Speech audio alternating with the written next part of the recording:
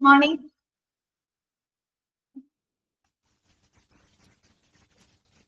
Okay. അപ്പം ഇതിന്റെ class start ചെയ്യാം കേട്ടോ. Okay okay good morning.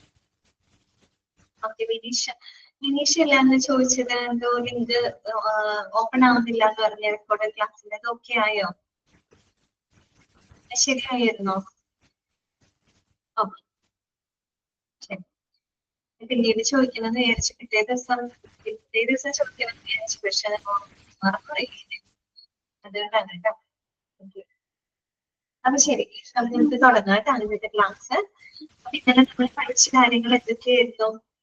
നമ്മൾ മെഡിക്കൽ റെക്കോർഡ്സിന്റെ എന്താ കണ്ടന്റുകളെ പറ്റിയിട്ടാണ് പഠിച്ചിരുന്നത് അല്ലെ? കണ്ടന്റുകളെ പറ്റിയിട്ട് നമ്മൾ കണ്ടന്റിനെ പറ്റി പഠിക്കുമ്പോൾ 2 കാറ്റഗറി ആയിട്ട് തിരിച്ചു പഠിക്കണം, അതാണ് നമുക്ക് എളുപ്പം അല്ലെ?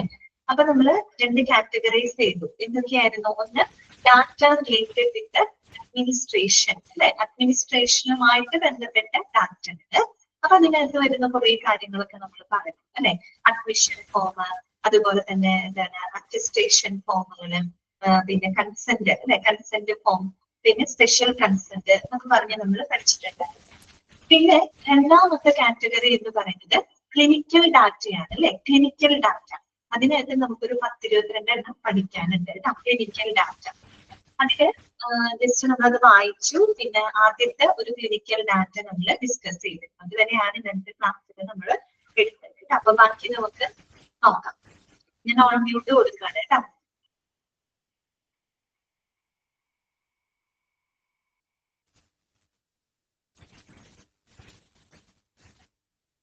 ക്ലിനിക്കൽ ഡാറ്റ ആ പേര് കേൾക്കുമ്പോൾ തന്നെ നമുക്കറിയാം അല്ലെ? അത് ആരായിരിക്കും? ക്ലിനിക്കൽ ഡാറ്റകളൊക്കെ എൻട്രി ചെയ്തത് ആരായിരിക്കും? ഡോക്ടേഴ്സ്, നഴ്സസ് അല്ലെ? മെഡിക്കൽ സ്റ്റാഫുകളുടെ ഡാറ്റകൾ, മെഡിക്കൽ സ്റ്റാഫുകളെ ഡോക്യുമെന്റ് ചെയ്യുന്ന രേഖപ്പെടുത്തുന്ന വിവരങ്ങളായിരിക്കും ക്ലിനിക്കൽ ഡാറ്റയ്ക്ക് ഉൾപ്പെടുന്നത്. അപ്പൊ അതിനകത്ത് നമ്മൾ ആദ്യം പറഞ്ഞത് അഡ്മിഷൻ ആൻഡ് ഡിസ്ചാർജ് റെക്കോർഡാണ് അല്ലെ? അഡ്മിഷൻ ആൻഡ് ഡിസ്ചാർജ് റെക്കോർഡ് ഇത് ഞാൻ പറഞ്ഞതാണ്. അതിനകത്ത് ഇൻക്ലൂഡ് ചെയ്യുന്ന കാര്യം എന്താണ്? It includes the statement of diagnosis and procedures അല്ലെ? നമ്മൾ ഒരു പേഷ്യന്റിൽ ചെയ്യുന്ന എല്ലാവിധ രോഗനിർണയങ്ങളുടെയും നടപടിക്രമങ്ങളുടെയും വിശദാംശങ്ങളാണ് നമ്മൾ എന്തിനകത്ത് രേഖപ്പെടുത്തുന്നത്? അഡ്മിഷൻ ആൻഡ് ഡിസ്ചാർജ് റെക്കോർഡിനകത്ത് രേഖപ്പെടുത്തുന്നത്. ഓക്കെ. പിന്നെ നമ്മൾ പറഞ്ഞു the attending physician is liable for giving and authenticating the information. അപ്പൊ അതിൽ എൻട്രി ചെയ്യുന്ന വിവരങ്ങള് ഓതന്റിക്കേറ്റ് ചെയ്യാൻ, ഓതന്റിക്കേഷൻ എന്ന് പറഞ്ഞാൽ എന്താണ്? ആധികാരികത അല്ലെ? അതിന്റെ ആ ഒരു ജെനുവിനിറ്റി ഉറപ്പാക്കുന്നതിനുള്ള ഉത്തരവാദിത്തം ആർക്കാണുള്ളത്? ട്രീറ്റിംഗ് ഫിസിഷ്യൻ ആണ് അല്ലെ? അവര് ട്രീറ്റ് ചെയ്യുന്ന ഡോക്ടർക്ക് ആയിരിക്കും അവരുടെ എന്തൊക്കെ രോഗനിർണയങ്ങളെ പറ്റിയിട്ട് അവർക്ക് ചെയ്യുന്ന നടപടിക്രമങ്ങൾ കൃത്യമായിട്ട് അറിയാവുന്നത് ആരായിരിക്കും? അവരെ ചികിത്സിക്കുന്ന ഡോക്ടർക്കായിരിക്കും. അദ്ദേഹമാണ് അതിന്റെ റെസ്പോൺസിബിൾ പേഴ്സൺ കേട്ടോ. അതുകൂടാതെ നമ്മൾ പറഞ്ഞു എല്ലാ ഡയഗ്നോസിസും എങ്ങനെയാണ് അതിൽ രേഖപ്പെടുത്തേണ്ടത്? All diagnosis and procedures are well written in full without symbols and abbreviations അല്ലെ? നമ്മൾ സിംബലുകളോ ചുരുക്കെഴുത്തുകളോ അല്ലെങ്കിൽ സിംബലുകളോ ഉപയോഗിക്കാതെ വളരെ വ്യക്തമായിട്ടും അതുപോലെ തന്നെ പൂർണ്ണമായിട്ടും കംപ്ലീറ്റ് ആയിട്ട് വേണം നമ്മൾ എന്ത് എഴുതാനായിട്ട്?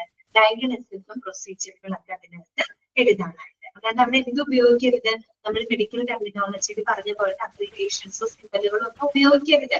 എന്താ? ഡയഗ്നോസിസും പ്രൊസീജിയറും കംപ്ലീറ്റ് ആയിട്ട് അവിടെ വ്യക്തമായിട്ട് എഴുതിയിരിക്കണം. ഇത്രയും കാര്യങ്ങളാണ് അഡ്മിഷൻ ആൻഡ് ഡിസ്ചാർജ് റെക്കോർഡിനകത്ത് ഓർത്തിരിക്കുന്നത്. മനസ്സിലായോ? ക്ലിയർ അല്ലേ പറഞ്ഞത്?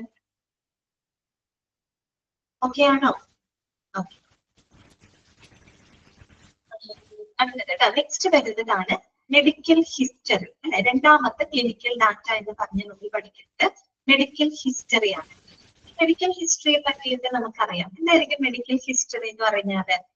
നമ്മൾ സാധാരണ ഒരു ഡോക്ടറെ അടുത്ത് നമ്മൾ കാണാനായിട്ട് പോകുമ്പോൾ ഡോക്ടർ കുറെ കാര്യങ്ങൾ നമ്മളോട് ചോദിക്കും. നിങ്ങളുടെ അസുഖം എന്താണ്? അല്ലെങ്കിൽ നിങ്ങളുടെ പ്രശ്നങ്ങൾ എന്താണ്? പ്രോബ്ലംസ് എന്താണ്? അല്ലെങ്കിൽ അതുപോലെ നമ്മൾ ഇപ്പൊ ഒരു ആസ്മ അല്ലെങ്കിൽ നമ്മളിപ്പോ ഭയങ്കര കഫായിട്ട് അല്ലെങ്കിൽ ചെസ്റ്റ് ഇൻഫെക്ഷൻ ആയിട്ട് ആസ്മാറ്റിക് പ്രോബ്ലംസ് ബ്രീത്തിങ് ഡിഫിക്കൽട്ടി ആയിട്ട് ചെല്ലാണെങ്കിൽ സ്വാഭാവികമായിട്ടും ഡോക്ടർ നമ്മളോട് പൊതുവെ ചോദിക്കാനുണ്ട് നിങ്ങളുടെ പാരമ്പര്യത്തിൽ ആർക്കെങ്കിലും ഉണ്ടോ, അല്ലെങ്കിൽ വീട്ടിൽ ആർക്കെങ്കിലും ഉണ്ടോ, അലർജി ഇഷ്യൂസ് ഉണ്ടോ എന്നൊക്കെ നമ്മളോട് ചോദിക്കാറുണ്ട് അല്ലെ? അപ്പോ ഒരു ഡോക്ടർ നമ്മളോട് ചോദിക്കുന്ന പല കാര്യങ്ങൾ അല്ലെ, നമ്മളോട് ചോദിക്കുന്ന കാര്യങ്ങളിലൊക്കെ ഡോക്ടർ എന്താണ് ഒരു പ്രൈമറി അസംഷൻ ആണ് അതിലൂടെ നടത്തുന്നത് അല്ലെ. ശരിക്കും പറഞ്ഞാൽ അതിനൊരു ഫൈനൽ കൺഫർമേഷൻ അല്ല, രോഗിയോട് പല കാര്യങ്ങൾ ചോദിച്ചുകൊണ്ട് ഇന്ന അസുഖമാകാം എന്നുള്ളൊരു അസംഷൻ അല്ലെ, ഒരു പ്രോഗ്നോസിസ് ആണ് അവിടെ എന്ത് ചെയ്യുന്നത് ഡോക്ടർ നടത്തുന്നത്. അപ്പൊ അതിന് വേണ്ടിയിട്ട് ഡോക്ടർ കളക്ട് ചെയ്യുന്നതാണ് മെഡിക്കൽ ഹിസ്റ്ററി എന്ന് പറയുന്നത്, അറിയാലോ. അപ്പൊ അതിലൂടെ ഫൈനൽ കൺഫർമേഷൻ അല്ല, നമ്മൾ വരുന്നു നമ്മളോട് ചോദിക്കുന്നു അല്ലെ, എന്തൊക്കെയാണ് നിങ്ങളുടെ അസുഖങ്ങൾ, എന്താണ് എന്തൊക്കെ രോഗലക്ഷണങ്ങളുണ്ട്, നമ്മളുടെ ആ ഒരു പാസ്റ്റ് ഹിസ്റ്ററി, നമ്മുടെ ഫാമിലി ഹിസ്റ്ററി ഒക്കെ ഡോക്ടർ ചോദിക്കും. അപ്പൊ ചോദിക്കുന്നതിലൂടെ ഡോക്ടർക്ക് എന്താണ് ലഭിക്കുന്നത്, ഡോക്ടർക്ക് ഒരു പ്രൈമറി അസംഷൻ അതിലൂടെ നടത്തുന്നുണ്ട് അല്ലെ, ഇന്ന അസുഖമാകാം, ഇന്ന കാരണങ്ങളായിരിക്കാം എന്ന് ഡോക്ടർക്ക് ഒരു പ്രോഗ്നോസിസ് ഉണ്ടായിരിക്കാം. ഓക്കെ, അതിന് വേണ്ടിയിട്ട് ഡോക്ടർ ഉപയോഗിക്കുന്ന ഡാറ്റ, അതാണ് മെഡിക്കൽ ഹിസ്റ്ററി എന്ന് പറയുന്നത്. ഓക്കെ, അത് തന്നെയാണ് അവിടെ എഴുതിയിരിക്കുന്നത് കേട്ടോ. അപ്പൊ എന്താണ് മെഡിക്കൽ ഹിസ്റ്ററി എന്ന് പറഞ്ഞാല് the data, okay, the data കഴിഞ്ഞിട്ട് ഒരു ഫോം എഴുതണം കേട്ടോ. The data physician uses to establish a preliminary provisional diagnosis on which to base the treatment of the patient. Okay, അതൊന്നും അണ്ടർലൈൻ ചെയ്ത് വെച്ചോ കേട്ടോ. എന്താണ് പറയുന്നത്, the data physician uses to establish a preliminary provisional diagnosis on which to base the treatment of the patient. Okay, മനസ്സിലായല്ലോ. അതായത് physician ഉപയോഗിക്കുന്ന ഡാറ്റയാണ്. എന്തിനു വേണ്ടിയിട്ടാണ് ആ ഡാറ്റ ഉപയോഗിക്കുന്നത്, to establish a preliminary provisional diagnosis അല്ലെ, ഒരു പ്രാഥമികമായിട്ടുള്ള താൽക്കാലിക രോഗനിർണയം, ഒരിക്കലും ഒരു ഫൈനൽ കൺഫർമേഷൻ അല്ല അതിലൂടെ നടത്തുന്നത് അല്ലെ, പ്രാഥമികമായിട്ടുള്ള ഒരു താൽക്കാലിക രോഗനിർണയം നടത്തുന്നതിന് വേണ്ടിയിട്ട് ഡോക്ടർ ഉപയോഗിക്കുന്ന ഡാറ്റ. ഓക്കെ, അതിനെ ബേസ് ചെയ്തുകൊണ്ടാണ് ഡോക്ടർ എന്ത് ചെയ്യുന്നത്, ഈ രോഗിക്കായിട്ടുള്ള ട്രീറ്റ്മെന്റുകൾ എന്ത് ചെയ്യുന്നത്, സ്റ്റാർട്ട് ചെയ്യുന്നത്. ആ ഒരു ഡാറ്റയാണ് നമുക്ക് ഇതിലൂടെ ലഭിക്കുന്നത്. ആ ഡാറ്റയാണ് മെഡിക്കൽ ഹിസ്റ്ററി എന്ന് പറയുന്നത്. ഇനി ഒരു മെഡിക്കൽ ഹിസ്റ്ററിക്കകത്ത് ഉൾപ്പെടുന്ന കാര്യങ്ങൾ എന്തൊക്കെയാണ്, എന്താണ്, ഒ പി ടിക്കറ്റ് നോട്ട്സ് ആണോ, ഒ പി ടിക്കറ്റ് അല്ല കേട്ടോ, ഒ പി ടിക്കറ്റ് അല്ല, ഇത് നേരെയാണ് കേട്ടോ. ഇത് ഡോക്ടർ യൂസ് ചെയ്യുന്നതാണ് മെഡിക്കൽ ഹിസ്റ്ററി എന്ന് പറയുന്നത്. നമ്മൾ നേരിട്ട് നമ്മൾ ഡോക്ടർക്ക് ചെന്ന് കാണുന്ന സമയത്ത് ഡോക്ടർ നമ്മളോട് ചോദിക്കുന്ന കാര്യങ്ങളാണ് കേട്ടോ. അതുകൊണ്ട് ഒ പി ടിക്കറ്റിനെ ബേസ് ചെയ്തിട്ടല്ല കേട്ടോ. ഒ.പി. ടിക്കറ്റ് എന്ന് പറയുമ്പോൾ എന്താണ്, ഇത് വേറൊന്നും നമ്മളോട് ചോദിക്കുന്നില്ല, ജസ്റ്റ് നമ്മുടെ ബേസിക് ഐഡന്റിഫിക്കേഷൻ ഡാറ്റകൾ മാത്രമാണ് അവിടെ ശേഖരിക്കുന്നത്. അഡ്മിനിസ്ട്രേഷൻ വിഭാഗമാണ് അത് ചെയ്യുന്നത്. നമ്മൾ പഠിക്കുന്നത് ക്ലിനിക്കൽ ഡാറ്റയാണ്. ക്ലിനിക്കൽ ഡാറ്റ ആരാണ് കൈകാര്യം ചെയ്യുന്നുണ്ടാവാം, ഈ പറഞ്ഞ ഡോക്ടേഴ്സ് നഴ്സസ് ആയിട്ടാണ് കൈകാര്യം ചെയ്യുന്നത്. ഓക്കെ, അപ്പൊ നോക്കുക എന്തൊക്കെയാണ് ഇതിനകത്ത് ഉൾപ്പെടുന്നത്. ചീഫ് കംപ്ലൈന്റ്, പ്രധാനപ്പെട്ട പ്രശ്നം എന്താണ്, ആദ്യം തന്നെ ചെയ്യുമ്പോൾ ഡോക്ടർ നമ്മളോട് ചോദിക്കും എന്താണ് പ്രോബ്ലം എന്താണെന്ന് ചോദിക്കും അല്ലെ. അത് ചീഫ് കംപ്ലൈന്റ്, അതുപോലെ തന്നെ പ്രസന്റ് ചെയ്യുന്നുണ്ട് നിലവിലുള്ള അവരുടെ അസുഖം എന്താണ്, അതുപോലെ പാസ്റ്റ് മെഡിക്കൽ ഹിസ്റ്ററി, അവരുടെ മെഡിക്കൽ ഹിസ്റ്ററി നോക്കൂല്ലേ, മുൻപെങ്ങനെ വന്നിട്ടുണ്ടോ അല്ലെങ്കിൽ എന്തൊക്കെ വന്നിട്ടുണ്ട്, അങ്ങനെയുള്ള കാര്യങ്ങളൊക്കെ ചോദിക്കാറുണ്ട് അല്ലെ. പിന്നെ ഫാമിലി ഹിസ്റ്ററി, ഞാൻ പറഞ്ഞില്ലേ പാസ്റ്റ്മാറ്റിക് പ്രോബ്ലംസ്, ലിംഗിക് ഇഷ്യൂസ് ഒക്കെ ആയിട്ട് പോകുമ്പോൾ തീർച്ചയായിട്ടും ഡോക്ടർ നമ്മളോട് ചോദിക്കും ഫാമിലിയിൽ ആർക്കെങ്കിലും ഉണ്ടോ എന്നുള്ളത് ചോദിക്കാറുണ്ട്. അപ്പൊ ഫാമിലി ഹിസ്റ്ററി. പിന്നെ എന്താണ് പറയുന്നത്, review of the system, review of the system. എന്താണ് അവിടെ ഉദ്ദേശിക്കുന്നത്, റിവ്യൂ ഓഫ് ദി സിസ്റ്റം എന്ന് പറയുമ്പോൾ review of the body systems ആണ് കേട്ടോ. നമ്മുടെ ഹ്യൂമൻ ബോഡി സിസ്റ്റത്തിനെ പറ്റിയിട്ട് മൊത്തത്തിലുള്ളൊരു അവലോകനം അല്ലെങ്കിൽ റിവ്യൂ, അത് ഡോക്ടർ നമ്മളോട് ചോദിച്ച് മനസ്സിലാക്കും. അപ്പൊ നമ്മുടെ ഹ്യൂമൻ ബോഡി എന്ന് പറയുമ്പോൾ നമുക്കറിയാം ഒരുപാട് സിസ്റ്റംസ് ഉണ്ട് നമ്മുടെ ഹ്യൂമൻ ബോഡിക്കകത്ത് അല്ലെ.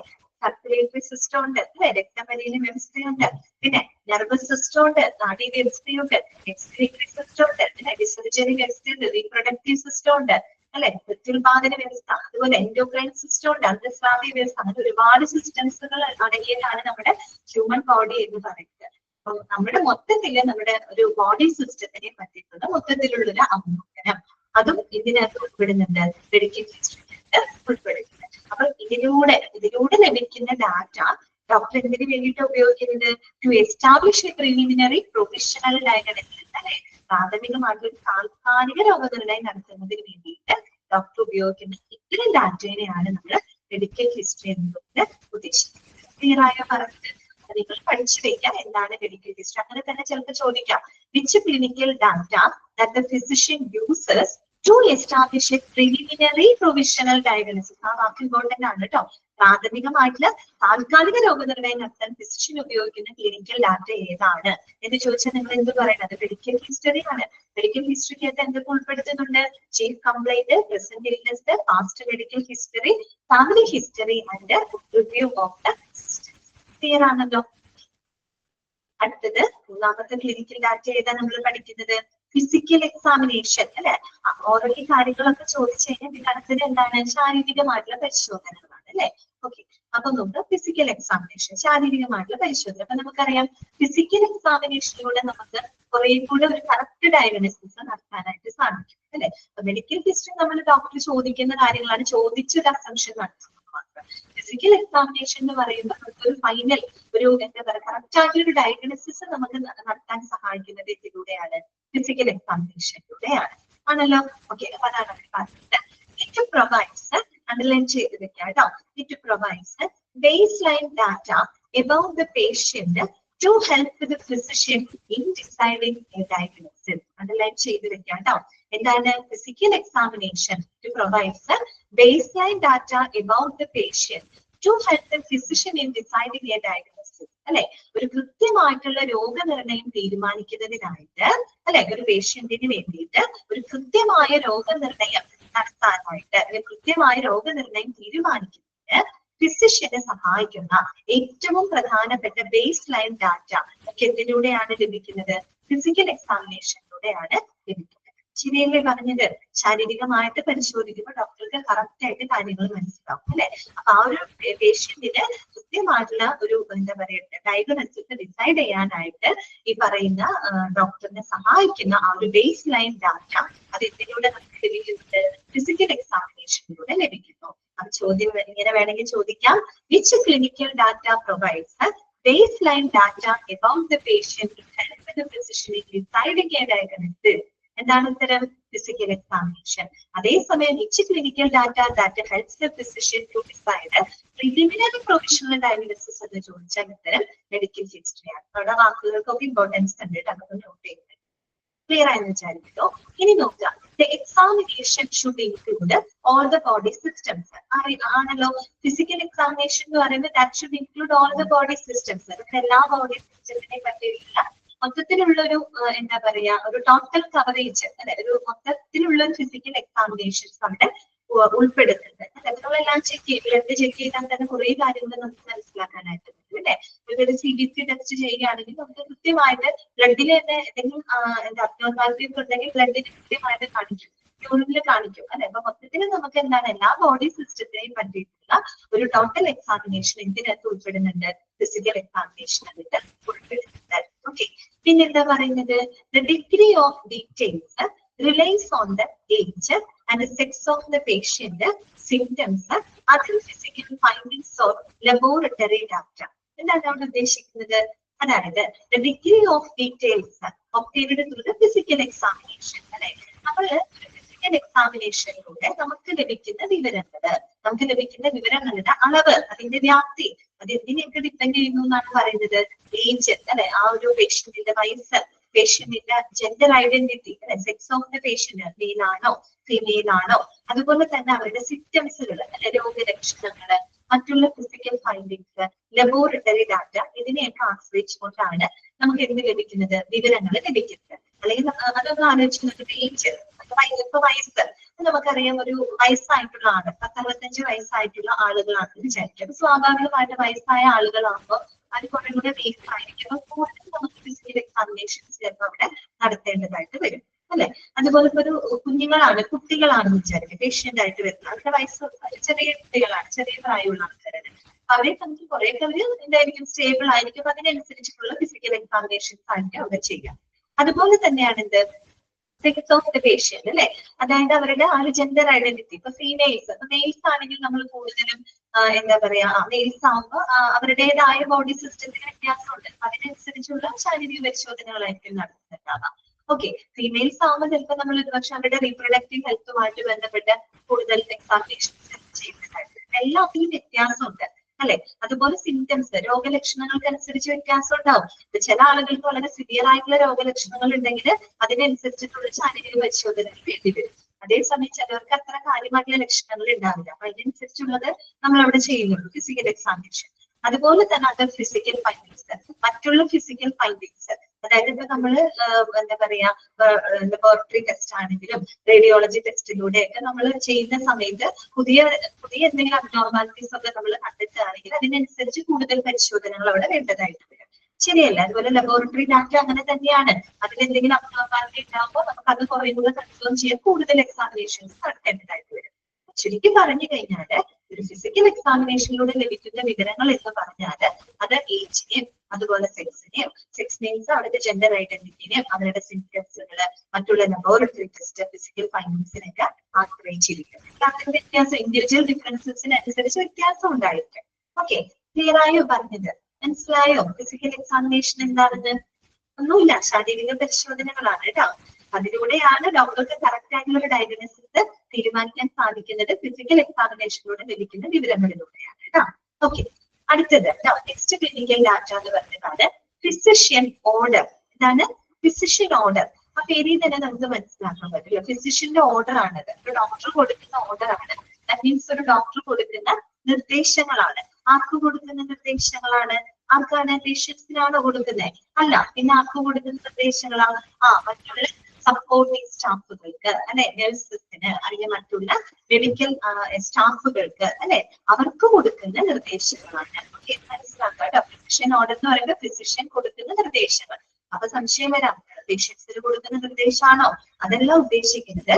ഇതേ പേഷ്യൻസിന്റെ പരിചരണത്തിന്റെ ഭാഗമായിട്ടുള്ള നഴ്സസിനും മറ്റ് മെഡിക്കൽ സ്റ്റാഫുകൾക്കും ഒരു ഡോക്ടർ കൊടുക്കുന്ന നിർദ്ദേശങ്ങളാണ് ഫിസിഷ്യൻ ഓർഡർ എന്നതുകൊണ്ട് ഉദ്ദേശിക്കുന്നത്. ഓക്കെ, നമുക്ക് വായിക്കാം. Written or oral orders constitute the attending physician's direction to nursing and auxiliary services and concerning all medications and treatment of the patient. അതുകൊണ്ടും അണ്ടർലൈൻ ചെയ്തിരിക്കുക കേട്ടോ. എന്താണ് ഫിസിഷ്യൻ ഓർഡർ എന്ന് പറഞ്ഞു കഴിഞ്ഞാല്? റിട്ടേൺ ഓർ ഓറൽ ഓർഡേഴ്സ് ആണ്, അല്ലെ? അതെന്താ വെച്ച് കഴിഞ്ഞാല് നമ്മൾ ഈ പറയുന്ന പേഷ്യന്റിനെ ചികിത്സിക്കുന്ന അല്ലെങ്കിൽ പേഷ്യന്റിന്റെ പരിചരണത്തിന്റെ ഭാഗമായിട്ടുള്ള നഴ്സസിനും മറ്റ് ഓക്സിലറി സ്റ്റാഫുകൾ, ഓക്സിലറി സ്റ്റാഫ് എന്ന് വെച്ചാൽ സപ്പോർട്ടിംഗ് സ്റ്റാഫുകൾക്ക് നമ്മൾ രോഗിക്ക് കൊടുക്കേണ്ട മരുന്നുകളെ പറ്റിയിട്ടും ചികിത്സകളെ പറ്റിയിട്ടും വാക്കാലും രേഖാമൂലവും ഒരു ഡോക്ടർ കൊടുക്കുന്ന നിർദ്ദേശങ്ങളെയാണ് നമ്മൾ എന്ത് പറയുന്നത്? ഫിസിഷ്യൻ ഓർഡർ എന്ന് പറയുന്നത്. അവിടെ തെറ്റി പോകരുത്. ഫിസിഷ്യൻ ഡോക്ടർ ഒരു ഡോക്ടർ രോഗിക്ക് കൊടുക്കുന്ന നിർദ്ദേശമല്ല, രോഗിയുടെ പരിചരണത്തിന്റെ ഭാഗമായിട്ടുള്ള നഴ്സസിനും മറ്റ് സപ്പോർട്ടിംഗ് സ്റ്റാഫുകൾക്കും അവർക്ക് കൊടുക്കേണ്ട ചികിത്സകളൊക്കെയാണ്, അവർക്ക് കൊടുക്കേണ്ട മരുന്നുകളെ പറ്റിയിട്ട് വാക്കാലും രേഖാമൂലവും കൊടുക്കുന്ന നിർദ്ദേശങ്ങൾ. അതിനെയാണ് നമ്മൾ ഫിസിഷ്യൻ ഓർഡർ എന്നുകൊണ്ട് ഉദ്ദേശിക്കുന്നത്. ക്ലിയർ ആണോ? മനസ്സിലായോ ഫിസിഷ്യൻ ഓർഡർ എന്താണെന്നുള്ളത്? എല്ലാവർക്കും ക്ലിയർ അല്ലേ? ബാക്കിയിൽ എന്തെങ്കിലും ഡൗട്ട് ഉണ്ടെങ്കിൽ ചോദിക്കുക, മെസ്സേജ് ചെയ്യാം. നെക്സ്റ്റ് വരുന്നത് നമുക്ക് അറിയാവുന്ന കാര്യങ്ങളാണ് കേട്ടോ. നെക്സ്റ്റ് വരുന്നതാണ് പ്രോഗ്രസ് നോട്ട്സ് കേട്ടോ. പ്രോഗ്രസ് നോട്ട്സ് എന്തായിരിക്കും? ആ പേര് കേൾക്കുമ്പോൾ നമുക്കറിയാം അല്ലെ. പ്രോഗ്രസ് നോട്ട്സ് എന്ന് പറയുമ്പോൾ എന്തായിരിക്കും? ഒരു പേഷ്യന്റിന് നമ്മൾ ട്രീറ്റ്മെന്റുകളൊക്കെ കൊടുക്കുമ്പോൾ സ്വാഭാവികമായിട്ടും അവർക്ക് എന്തെങ്കിലും പ്രോഗ്രസ് ഉണ്ടാവും അല്ലെ. ആ പ്രോഗ്രസുമായിട്ട് ബന്ധപ്പെട്ട കാര്യങ്ങളായിരിക്കും നമ്മൾ അതിനകത്ത് രേഖപ്പെടുത്തി വെക്കുന്നുണ്ടായിരിക്കാം. ഓക്കെ, അപ്പൊ വായിക്കാതെ it is related to the, അതായത് പ്രോഗ്രസ് നോട്ട്സ് എന്ന് പറഞ്ഞാൽ എന്താണ്? It is related to the cos of the patient illness. എന്താണ് ശ്രുതി? കറക്റ്റ് ആണ്. റെസ്പോൺസ് അല്ലേ? Cause of the patient illness, response to the treatment and status on the discharge. Underline ചെയ്ത് വെക്കുക കേട്ടോ. താഴെ തന്നിരിക്കുന്നവയില് ഒരു പ്രോഗ്രസ് നോട്ട് എന്തുമായിട്ട് ബന്ധപ്പെട്ടിരിക്കുന്നു എന്ന് ചോദിച്ചാൽ ഇതൊക്കെയാണ് ആൻസർ കേട്ടോ. It is related to the cos of patient illness, അല്ലെ? പേഷ്യന്റിന്റെ അസുഖത്തിന്റെ കാരണം എന്താണ്, അല്ലെ? കാരണം എന്താണ്? അതുപോലെ റെസ്പോൺസ് ടു ട്രീറ്റ്മെന്റ്, ഓരോ ചികിത്സയോടും രോഗിയുടെ റെസ്പോൺസ് എങ്ങനെയാണ്? രോഗിയുടെ റെസ്പോൺസ് ഇൻ ദ സെൻസ് കൊണ്ട് ഉദ്ദേശിക്കുന്നത് രോഗിയുടെ ബോഡി, അല്ലെ? അത് ഓരോ ചികിത്സയെടുത്തും ഏതൊക്കെ രീതിയിലാണ് അവരുടെ ബോഡി റിയാക്ട് ചെയ്യുന്നത്, റെസ്പോണ്ട് ചെയ്യുന്നത്.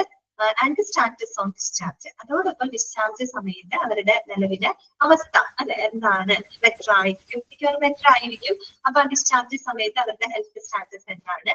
ഇങ്ങനെയുള്ള കാര്യങ്ങളുമായിട്ട് ബന്ധപ്പെട്ട ഒന്നാണ് പ്രോഗ്രസ് നോട്ട്സ്. അറിയാലോ? ഓക്കെ, ഇനി നോക്കുക. The attending physician is responsible for the completion of progress notes. Underline ചെയ്ത് വെക്കുക കേട്ടോ.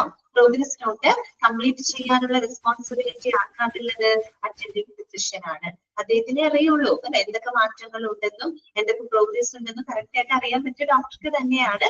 So attending physician is responsible for the completion of progress notes കേട്ടോ. ഓക്കെ, അടുത്തത് എന്താണ്? മൂന്നാമത്തെ പോയിന്റ് എന്താണ്? It consist of an admission note, follow up note and a final note. അതെല്ലാം ചെയ്തിരിക്കുക കേട്ടോ. ഒരു പ്രോഗ്രസ് നോട്ട് എന്ന് പറയുമ്പോൾ അതിനകത്ത് എന്തൊക്കെ ഉൾപ്പെടുന്നുണ്ട്? Admission note, follow up note, final note. അത് തന്നെയാണ് ഈ course of patient illness, response to treatment, status on discharge എന്ന് പറയുന്ന സംഭവം തന്നെയാണ് അല്ലെ. അഡ്മിഷൻ നോട്ട് എന്ന് പറയുമ്പോൾ എന്താണ്? അവരെ അഡ്മിറ്റ് ചെയ്യുന്ന സമയത്ത് നമ്മൾ എഴുതുന്നതാണ്. അത് തന്നെയല്ലേ ആ അഡ്മിഷൻ നോട്ടിനകത്ത് എന്ത് എഴുതിയിട്ടുണ്ടാവും? Cause of the patient illness എഴുതിയിട്ടുണ്ടാവും അല്ലെ. പേഷ്യന്റിന്റെ രോഗകാരണം എഴുതിയിട്ടുണ്ടാവും. ആ കാരണം കൊണ്ടാണ് അവർ അഡ്മിറ്റ് ചെയ്യണമെന്നുള്ള റീസൺ നമ്മൾ അഡ്മിഷൻ നോട്ടിനകത്ത് രേഖപ്പെടുത്തും. അതുപോലെ തന്നെ ഫോളോ അപ്പ് നോട്ട്, അത് തന്നെയല്ലേ റെസ്പോൺസ് ടു ട്രീറ്റ്മെന്റ് എന്ന് ഉദ്ദേശിക്കുന്നത്. ചികിത്സയോടുള്ള ആ രോഗിയുടെ റെസ്പോൺസ് എങ്ങനെയാണ്, അവരുടെ ബോഡി എങ്ങനെ റെസ്പോണ്ട് ചെയ്യുന്നു അതാണ് അവിടെ ഉദ്ദേശിക്കുന്ന ഫോളോ അപ്പ് നോട്ട്. പിന്നെ ലാസ്റ്റ് എന്താണ്? Final note. ഫൈനൽ നോട്ട് എന്താണ്? സ്റ്റാറ്റസ് ഓൺ ഡിസ്ചാർജ് അല്ലെ. ഡിസ്ചാർജ് ചെയ്യുന്ന സമയത്ത് അവരുടെ സ്റ്റാറ്റസ് അല്ലേ നമ്മൾ ഫൈനൽ നോട്ടിനകത്ത് രേഖപ്പെടുത്തുന്നത്. ശരിക്കും പറഞ്ഞ പ്രോഗ്രസ് നോട്ട് എന്ന് പറയുമ്പോൾ അതിനകത്ത് എന്തൊക്കെയുണ്ട്? അഡ്മിഷൻ നോട്ട് ഉണ്ട്, ഫോളോ അപ്പ് നോട്ട് ഉണ്ട്, ഫൈനൽ നോട്ട്. അത് തന്നെയാണ് എന്ത്? Cause of patient illness, response to treatment and status on the discharge. വേറെ രീതിയിൽ പറഞ്ഞു കേട്ടോ. ഇങ്ങനെ വേണമെങ്കിൽ ചോദ്യം വരാൻ നോട്ട് ചെയ്ത് വെക്കാം കേട്ടോ. അടുത്തത് admission note consist of the general condition. അതിനകത്ത് നമ്മൾ ആദ്യം പറഞ്ഞ സംഭവം ഉണ്ടല്ലോ, അഡ്മിഷൻ നോട്ട്. അഡ്മിഷൻ നോട്ടിനകത്ത് എന്തൊക്കെ കാര്യങ്ങളാണ് ഉൾപ്പെടുത്തുന്നത് അവർ പ്രത്യേകം എഴുതിയിട്ടുണ്ട് കേട്ടോ. Admission note consist of the general condition of the patient at the time of admission. അതോടൊപ്പം ഹിസ്റ്ററി ആൻഡ് ഫിസിക്കൽ ഇൻഫർമേഷൻ ആ മാർക്ക് മനസ്സിലായല്ലോ. അഡ്മിഷൻ നോട്ട് എന്ന് പറഞ്ഞാല് അതിനകത്ത് ആ ഒരു പേഷ്യന്റിനെ അഡ്മിറ്റ് ചെയ്യുന്ന സമയത്തുള്ള പേഷ്യന്റിന്റെ കണ്ടീഷൻ എന്താണെന്നുള്ളത് കൃത്യമായിട്ട് ആ ഒരു അഡ്മിഷൻ നോട്ടിനകത്ത് രേഖപ്പെടുത്തിയിരിക്കും. ഓക്കെ, അതോടൊപ്പം history and physical information also marked here. അതുപോലെ ആ ഒരു പേഷ്യന്റിന്റെ മെഡിക്കൽ ഹിസ്റ്ററിയും അവരുടെ ഫിസിക്കൽ ആയിട്ട് ചെയ്തിട്ടുള്ള എക്സാമിനേഷൻസ്, ശാരീരിക പരിശോധനകളൊക്കെ ഈ ഒരു അഡ്മിഷൻ നോട്ടിനകത്ത് രേഖപ്പെടുത്തിയിട്ടുണ്ടായിരുന്നു കേട്ടോ. അപ്പൊ എന്തൊക്കെ കാര്യങ്ങളാണ്? അഡ്മിഷൻ സമയത്ത് രോഗിയുടെ അവസ്ഥ എന്താണെന്നും രോഗിയുടെ മെഡിക്കൽ ഹിസ്റ്ററി, അതുപോലെ അവരുടെ ശാരീരികമായിട്ട് ചെയ്തിട്ടുള്ള പരിശോധനകള്, പ്രൈമറി കാര്യങ്ങൾ, ഫിസിക്കൽ എക്സാമിനേഷൻസ് ഒക്കെ നടത്തുന്നു. അങ്ങനെയുള്ള വിശദാംശ സ്റ്റേറ്റ്മെന്റ്സുകളെല്ലാം തന്നെ അഡ്മിഷൻ നോട്ടിനകത്ത് രേഖപ്പെടുത്തിയിട്ടുണ്ടായിരുന്നു. ഓക്കെ, പിന്നെന്താണ്? Progress notes include all treatments provided and patient's response to each. Same കാര്യം തന്നെയാണ് പറയുന്നത്. പ്രോഗ്രസ് നോട്ട് എന്ന് പറയുമ്പോൾ അവർക്ക് കൊടുത്തിട്ടുള്ള എല്ലാ ട്രീറ്റ്മെന്റുകളുടെ കാര്യങ്ങൾ ആ പ്രോഗ്രസ് നോട്ടിനകത്ത് ഉണ്ടായിരിക്കും. ഓരോന്നിനോടുള്ള ആ രോഗിയുടെ റെസ്പോൺസ് എന്തൊക്കെയാണെന്ന് കൃത്യമായിട്ട് അതിനകത്ത് രേഖപ്പെടുത്തും. ക്ലിയർ ആയോ? പ്രോഗ്രസ് നോട്ട് എന്താണെന്നുള്ളത്. പ്രോഗ്രസ് നോട്ട് കംപ്ലീറ്റ് ചെയ്യാനുള്ള റെസ്പോൺസിബിലിറ്റി ആർക്കാണുള്ളത്? ഫിസിഷ്യനാണ്. അടുത്ത ക്ലിനിക്കൽ ഡാറ്റയാണ് പാത്തോളജി റിപ്പോർട്ട്സ് കേട്ടോ. ഇതാണ് പാത്തോളജി റിപ്പോർട്ട്. അപ്പൊ നിങ്ങൾക്ക് പെട്ടെന്ന് ഒരു കൺഫ്യൂഷൻ തോന്നാം. പാത്തോളജി റിപ്പോർട്ട് എന്ന് പറയുന്നത് ലബോറട്ടറി റിപ്പോർട്ട് തന്നെയാണോ എന്നുള്ളൊരു കൺഫ്യൂഷൻ തോന്നാം. ലബോറട്ടറി റിപ്പോർട്ടും പാത്തോളജി റിപ്പോർട്ടും രണ്ടും റിലേറ്റഡ് ആണ്, ചെറിയ വ്യത്യാസമുണ്ട് കേട്ടോ. പാത്തോളജി റിപ്പോർട്ട് എന്ന് പറയുമ്പോൾ മെയിൻ ആയിട്ട് ഉദ്ദേശിക്കുന്നത് കൂടുതലും അവിടെ analysis of tissues and cells ആണ് കേട്ടോ. That is obtained through the biopsy or surgery. സാധാരണ നമ്മൾ ഈ ബയോപ്സി അറിയാലോ, ക്യാൻസർ കൺഫേം ചെയ്യുന്നതിനുള്ള ടെസ്റ്റുകളാണ്. അപ്പോ നമ്മൾ ഈ ബയോപ്സി ടെസ്റ്റ് ചെയ്യും. പിന്നെ നമ്മൾ ഈ സർജറിയിലൂടെ ഒക്കെ റിമൂവ് ചെയ്യപ്പെടുന്ന ചില ടിഷ്യൂസുകള്, ചില സെല്ലുകള്, അതിനെയൊക്കെ അനലൈസ് ചെയ്യുന്നതാണ് പൊതുവെ നമ്മൾ പാത്തോളജി റിപ്പോർട്ട് എന്ന് പറയുന്നത് കേട്ടോ. Pathology report. അപ്പോ ലബോറട്ടറി റിപ്പോർട്ട് എന്ന് പറയുമ്പോൾ അവിടെ എല്ലാം വരും. അതായത് ബ്ലഡും അതുപോലെ തന്നെ യൂറിനും സെറോ ടിഷ്യൂ സെല്ല് അങ്ങനെ എല്ലാത്തിന്റെ പരിശോധനയുടെ ഉൾപ്പെടുന്നതാണ് ലബോറട്ടറി റിപ്പോർട്ട്. ഞാൻ ജസ്റ്റ് അറിയാൻ വേണ്ടി പറഞ്ഞത് മാത്രമേ ഉള്ളൂ കേട്ടോ. പാത്തോളജി റിപ്പോർട്ട് കൂടുതൽ ഉദ്ദേശിക്കുന്നത് എന്താണ്? Analysis of tissues and cells that is obtained through the biopsy and surgery. Okay, ബയോപ്സിയിലൂടെയും സർജറിയിലൂടെയൊക്കെ റിമൂവ് ചെയ്യപ്പെടുന്ന ടിഷ്യൂസുകള്, സെല്ലുകള്, അതിനെയൊക്കെ അനാലിസിസ് ചെയ്യുന്നതാണ് പാത്തോളജി റിപ്പോർട്ട്. അപ്പൊ അതിലൂടെ നമുക്ക് ഈ പറയുന്ന ക്യാൻസർ പോലെയുള്ള അസുഖങ്ങളുടെ ഒക്കെ രോഗനിർണയങ്ങൾ നടത്താനായിട്ട് സഹായിക്കും.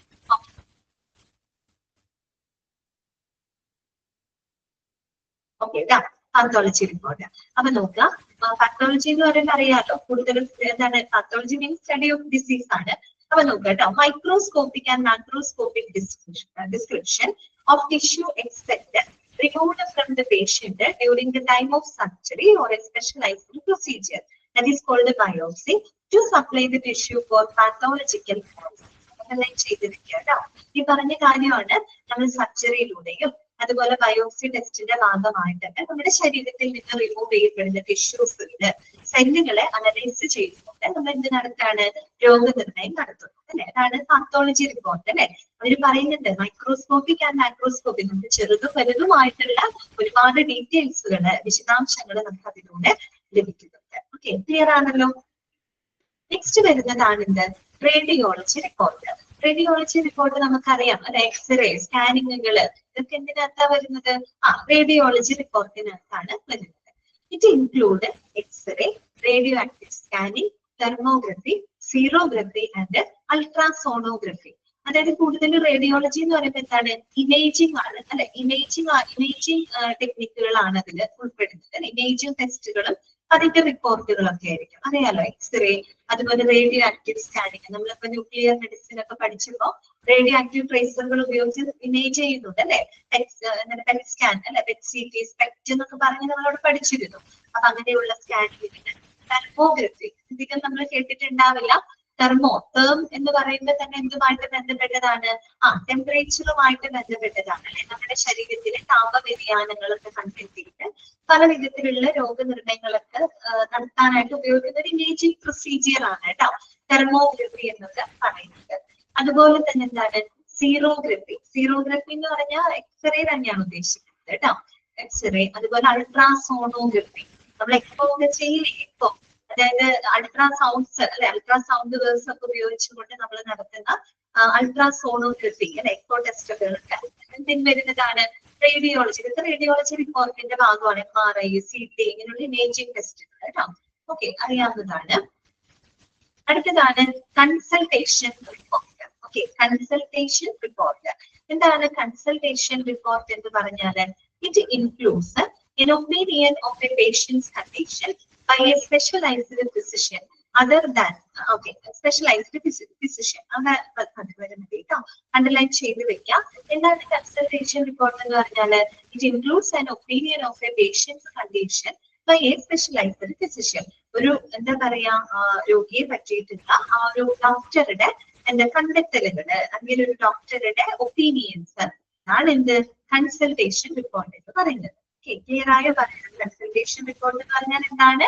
ഒരു രോഗിയെ പറ്റിയിട്ടുള്ള ഒരു ഡോക്ടറുടെ അല്ലെ ഒരു ഫിസിഷ്യന്റെ കൃത്യമായിട്ടുള്ള കണ്ടെത്തലുകള്, അവരുടെ ഒപ്പീനിയൻ, അതിനെ നമ്മൾ കൺസൾട്ടേഷൻ റിപ്പോർട്ട് എന്ന് പറയുന്നു.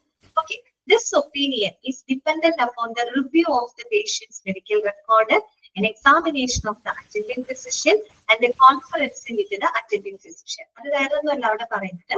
ഒരു ഡോക്ടർ അവരുടെ കൺസൾട്ടേഷൻ റിപ്പോർട്ടുകൾ തയ്യാറാക്കുന്നത് എന്തിനെയൊക്കെ ബേസ് ചെയ്തുകൊണ്ടാണ്, എന്തൊക്കെ പരിശോധിച്ചുകൊണ്ടാണ്? ഒന്ന് review of the patient medical record അല്ലെ, പേഷ്യന്റിന്റെ മെഡിക്കൽ റെക്കോർഡുകൾ അവലോകനം ചെയ്തു. അതുപോലെ എക്സാമിനേഷൻ ഓഫ് അറ്റൻഡിംഗ് ഫിസിഷ്യൻ അല്ലെ, അതായത് അവരുടെ ഫിസിക്കൽ എക്സാമിനേഷൻ മറ്റും നടത്തിയിട്ടും പിന്നെ എന്താണ് അതിന്റെ കോൺഫറൻസിംഗ് വിത്ത് ദ അറ്റൻഡിംഗ് ഫിസിഷ്യൻ അല്ലെ, അതായത് അവരെ അറ്റൻഡ് ചെയ്തിട്ടുള്ള പ്രൈമറി ഫിസിഷ്യന്റെ എന്താ പറയാ അവരുമായിട്ടുള്ള ഡിസ്കഷന് ശേഷമാണ് എന്ത് തയ്യാറാക്കുന്നത്?